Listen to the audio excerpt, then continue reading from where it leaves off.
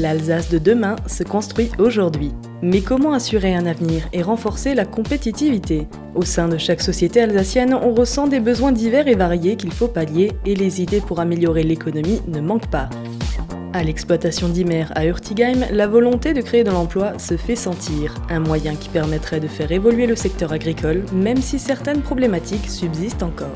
Je crois que pour installer des jeunes, l'Alsace, c'est une bonne région. Il y a d'ailleurs un fort dynamisme parce qu'on a aussi des atouts nombreux, un contexte pédoclimatique très favorable à l'agriculture. On est quand même bien armé. Alors, bon, on a aussi des contraintes, notamment la proximité de pays qui n'ont pas forcément qui répondent pas forcément aux mêmes normes et qui n'ont pas forcément les mêmes législations et qui n'ont pas forcément le même coût, notamment le coût du travail sur les exploitations. Donc, ça, c'est des contraintes parce que forcément, quand après on se retrouve sur le même marché, on n'est pas très concurrentiel, on n'est plus concurrentiel pour vendre nos produits. On est aujourd'hui sur un même marché unique. Alors pourquoi est-ce que, en termes de charges, on ne serait pas sur un même pied d'égalité, en termes de réglementation aussi, parce que c'est une forte distorsion aussi de concurrence, les différences de réglementation, notamment les réglementations environnementales qui pèsent aussi sur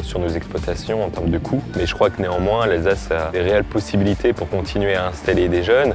Et demain, si on veut exploiter au maximum ces possibilités, il faut continuer à avoir des politiques publiques fortes en faveur de l'installation et surtout en faveur de l'agriculture pour continuer à donner des perspectives aux jeunes qui souhaitent s'installer. Pour Vincent Klingler, l'entreprise, c'est familial. En 2006, il reprend la société Mob Alsace, créée par son père en 1976, spécialisée dans la construction de maisons à ossature-bois. Une branche qui attire, mais qui a des difficultés à financer de nouveaux projets, malgré une région favorable à ce type de bâtiment. L'Alsace est vraiment une région où la construction bois s'y prête bien. On a des climats plutôt froids, on n'est pas dans le sud de la France, du coup plus les maisons sont isolées, mieux on se porte. Donc on a des consommations énergétiques qui sont quand même très très faibles. Ici on est devant une maison passive, donc qui nécessitera vraiment très peu de chauffage. Pour nous, une des plus grandes difficultés reste des tensions de trésorerie que nous connaissons. Nous sommes une entreprise d'une vingtaine de salariés.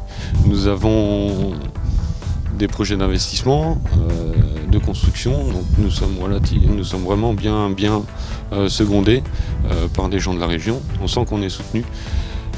Par contre, un de nos gros problèmes aujourd'hui reste effectivement trouver des solutions pour le quotidien, pour la trésorerie. Et là, nous sommes effectivement un petit peu démunis. Les banques étant un petit peu frileuses actuellement, il faut bien l'avouer, c'est pas toujours évident.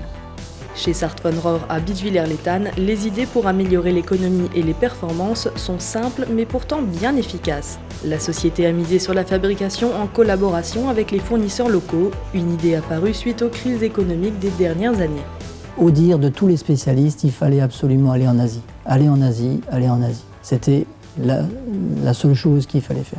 Donc nous, on a fait exactement le contraire. On a rapatrié beaucoup de produits qui étaient fabriqués en Asie, on les a rapatriés en France et on est passé de 60% d'achats en Asie à 80% en France. À partir du moment où on a reconstruit nos produits et qu'on a décidé de les faire en France, on s'est appuyé sur des fournisseurs spécialisés et ces fournisseurs spécialisés étaient largement plus compétents que nos ingénieurs qui, eux, étaient spécialisés sur les produits. Mais les fournisseurs spécialisés étaient particulièrement capables de nous conseiller, de nous accompagner dans la reconception des produits.